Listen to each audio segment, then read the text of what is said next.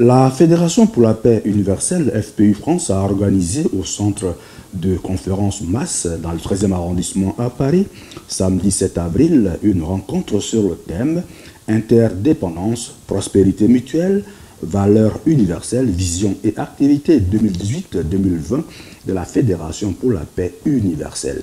Signalons que la Fédération pour la paix universelle, FPU, créée en 2005 par le Dr Moon, est une alliance internationale de personnes et d'organisations résolues à bâtir un monde de paix où chacun pourra vivre libre dans une coopération harmonieuse avec les autres et où la prospérité sera équitablement partagée.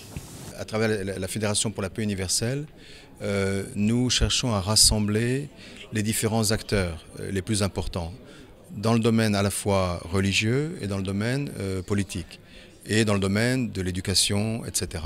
C'est-à-dire que nous rassemblons toutes les personnes, même du monde académique, qui peuvent contribuer à leur façon à créer de meilleures relations, à aller dépasser un peu les problèmes, les conflits qui existent entre nations, ethnies, etc. Donc c'est pourquoi nous nous adressons aux autorités, aux dignitaires, etc. Et nous organisons des rencontres qui permettent des échanges. Nous sommes une ONG, nous ne sommes pas une organisation politique. Donc nous créons, si vous voulez, un peu de la diplomatie populaire. Et à travers cela, nous cherchons à créer des liens qui peuvent dépasser et ouvrir la porte pour des solutions plus durables aux problèmes auxquels nous sommes confrontés. Alors après ces conférences qu'on a eues au début de l'année, en 2018, il y a une série de conférences qui va avoir lieu, de sommets. Il y aura une conférence à Vienne interreligieuse qui aura lieu à la fin de ce mois, où on invite un grand nombre de personnes. C'est aussi une conférence où nous allons inaugurer l'association interreligieuse pour la paix et le développement ici en Europe et au Moyen-Orient.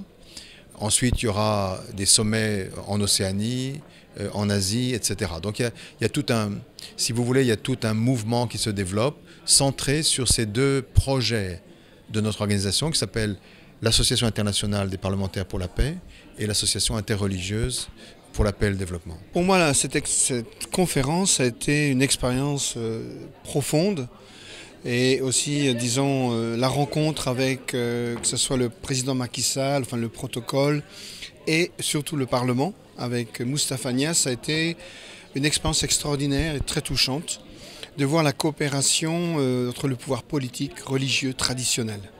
Ce que je ne comprenais pas avant et ce que j'ai compris et qui m'a montré pourquoi en fait la fédération, la fondatrice, a proposé le Sénégal, qui justement a ce lien entre ces pouvoirs est très, très efficace et permet, je pense, une stabilité. Du premier président, Léopold Sédar Senghor, qui était catholique, mais qui a laissé l'islam se développer, a aidé même à construire la grande mosquée de Dakar. Et quand je suis allé là-bas, et surtout à Gorée, où j'ai vécu avec des familles, j'ai vu que dans beaucoup de familles, il y avait un catholique, un musulman, un catholique. Et donc il n'y avait pas de discussion interreligieuse, c'était vécu dans la famille. Donc il n'y avait pas de conflit, il y avait un respect mutuel très naturel pour les enfants, pour les parents et même dans les mariages. Et je me suis dit ça, c'est vivre la foi, au-delà des croyances, si on peut dire. Une foi en Dieu, une foi... Et donc ça, c'était vraiment une très grande expérience. Ma deuxième expérience, ça a été un peu plus... pas difficile, mais un défi. Parce que comme vous savez, moi je suis de la Bretagne, et l'île de Gorée est très connectée à Nantes, qui était l'endroit où les bateaux passaient pour la traite des esclaves. Et sans m'en rendre compte, sachant ça historiquement, quand je suis allé là-bas, effectivement, il y a eu beaucoup d'émotions qui me sont revenues, si on peut dire, ou que j'ai eues à Gorée. Au début, j'ai fait ça d'une manière touristique, de visiter, de comprendre, de savoir. Et après, en rencontrant les familles, en écoutant l'histoire, en vivant avec la population, c'était vraiment... ça m'a beaucoup touché. Et j'ai même parfois pleuré, et honnêtement parlant, en visitant la maison des esclaves ou en circulant dans l'île, enfin marchant dans l'île, il n'y a pas de voiture. Et j'ai compris pourquoi la fondatrice voulait faire une prière interreligieuse, un peu de libération, si on peut dire, d'oublier tous ces méfaits, toute cette inhumanité qui a été vécue par les esclaves, par la race noire, et que justement, en faisant cette rencontre, ça permettait de faire un bond en avant vers la paix. On a participé à beaucoup de conférences. Donc dernièrement, c'était la conférence de Séoul, et aujourd'hui c'est ici.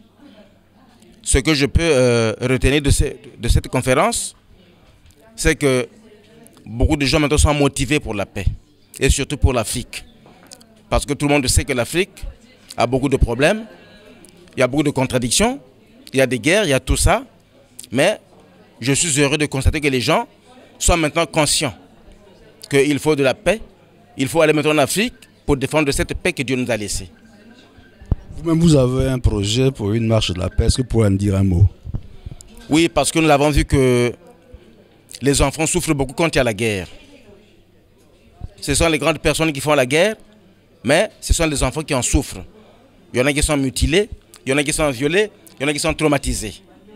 Alors ces enfants-là, on va monter une marche pour la paix avec eux.